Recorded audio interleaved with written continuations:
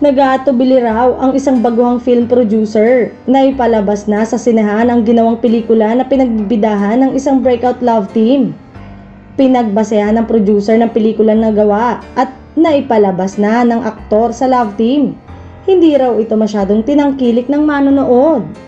Ang payo sa producer, ipalabas pa rin sa sinehan.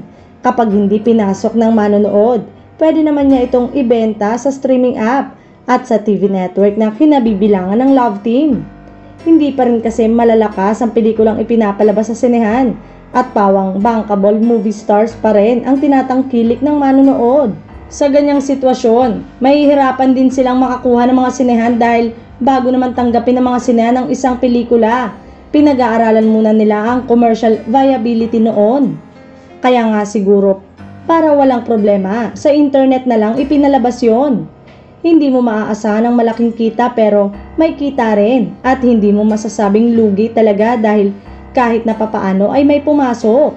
Pero ngayon ang problema sa internet streaming apps, inilalabas din ang mga pelikulang Ingles at natatabunan pa rin nila ang mga pelikulang Pinoy dahil kahit na pang internet lang, mas malaki pa rin ang budget.